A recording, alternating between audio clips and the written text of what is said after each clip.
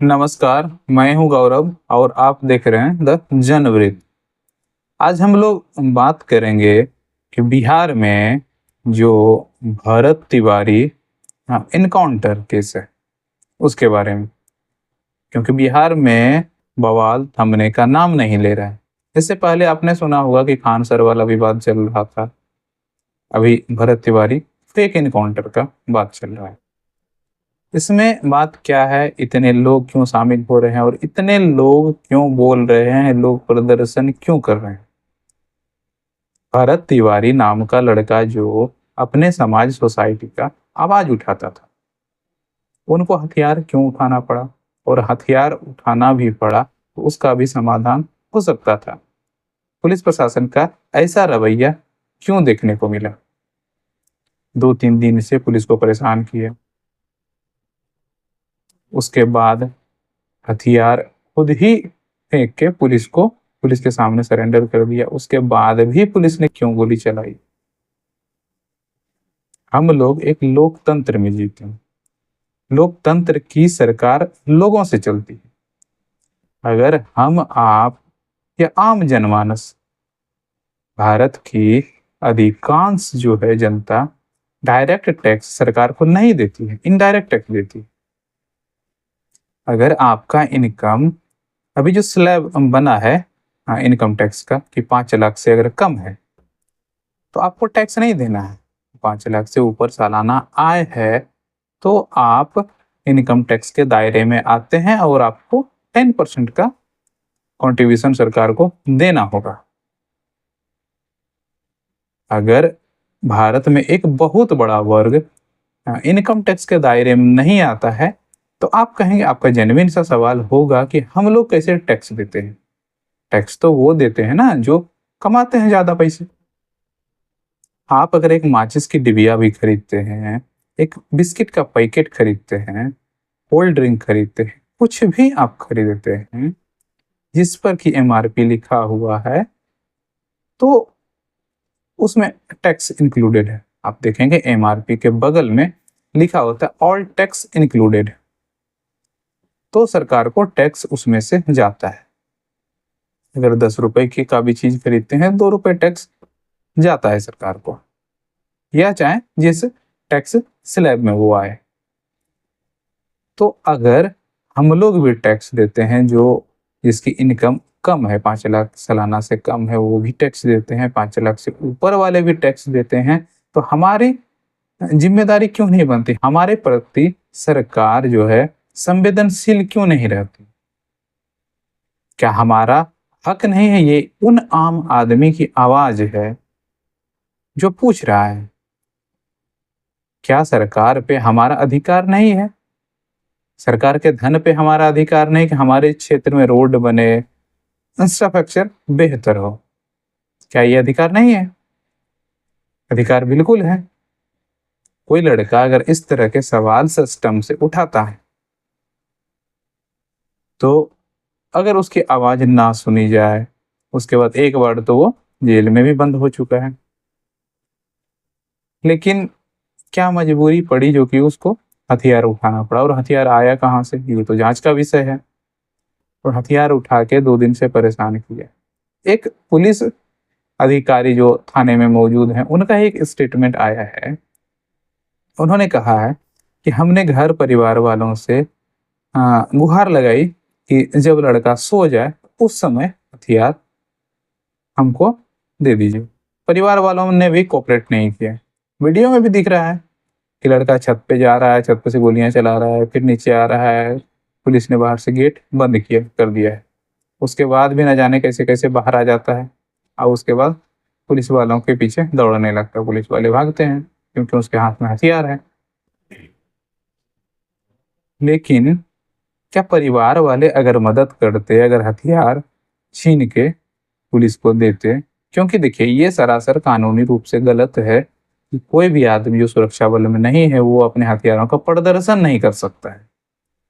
आत्मरक्षा में आपके पास अगर लाइसेंसी हथियार है तो आप उसको यूज कर सकते हैं, लेकिन आप किसी को डराने धमकाने के लिए प्रदर्शन नहीं करते हैं। लोकतंत्र में सब कुछ बना हुआ, सिस्टम बना हुआ। ठेकेदार कौन है? आपके समाज के ही लोग। मंत्री या विधायक कौन है? आपके ही समाज के लोग। तो आपके समाज के मंत्री या विधायक या ठेकेदार नहीं समझ रहे हैं तो उसका भी एक उपाय है, क्रांतिकारी बनना। क्योंकि देखिए, ये हमारी ही सरकार है, किसी दूसरे की सरकार तो है नहीं।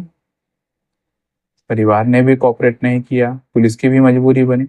लेकिन पुलिस की मजबूरी बनी कि उससे हथियार लेना था, उसको अपने कब्जे में लेना था। अगर वो मानसिक विक्षिप्त तो उसको मेंटल हॉस्पिटल में भर्ती कराना था।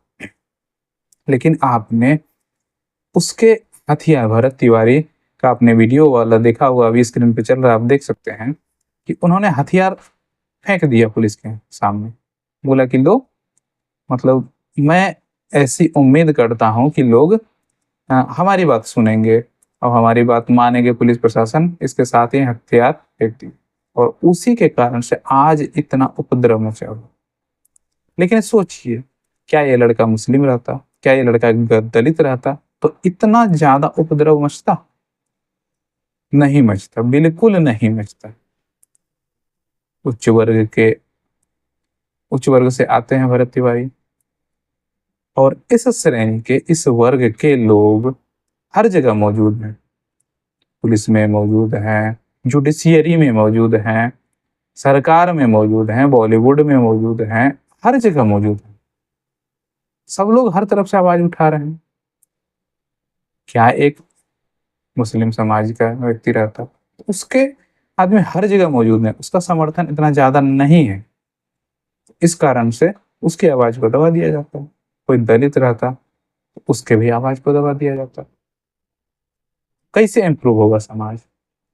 अगर एक आदमी का इनकाउंटर होता है, उसके लिए नहीं बोला जाता, एक आदमी का इनकाउंटर अगर हो रहा है उसके लिए ढेरों सारी आवाजें उठ रही है।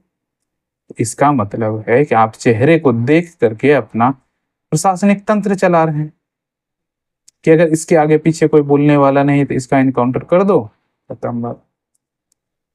जब सरकार की शुरुआत हुई थी तो रामधनी यादव का इनकाउंटर भी इसी बिहार भागलपुर के सुल्तानगंज में हुआ था। लेकिन उससे पहले रामधनी यादव ने 2 लोगों को ताबड़तोड़ गोलियां मारी थी, 2-3 आदमी मिलकर। फिर भी इनकाउंटर को जायज नहीं ठहराया जाता। आप देख रहे हैं कि किसी के ऊपर, आजकल किसी नए लड़के के ऊपर किसी रेप का आरोप है या कुछ आरोप है, फटाक से बुलडोजर मंगा के उसके घर को बुलडोज कर दिया जाए। क्या ये पावर है सरकार को, या हमारे कानून का दुरुपयोग किया जा रहा है? दुरुपयोग करती है सरकार या पुलिस प्रशासन। क्योंकि अगर ठीक है, उसका घर अगर सरकारी जमीन में बना है, उसकी भी एक प्रक्रिया है। लोग भी अपना फायदा उठाते हैं कि हाँ कोर्ट कचहरी लगेंगे, वर्षों लगेंगे, उसके बाद ही ये चीजें सुलझ पाएंगी। लेकिन वर्षों तक तो इस चीज को अटकाए रखना है।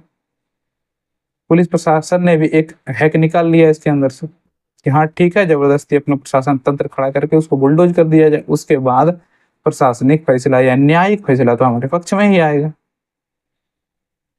लेकिन त्वरित कार्रवाई करना, क्या हो सकता है कि उनकी जमीन भी हो सकता है कि भरत तिवारी का इनकाउंटर जो किया है वो जायज नहीं हो, लेकिन किसी ने अपनी जिंदगी तो खो दी, उसकी जिंदगी तो लौटाई नहीं जा सकती है।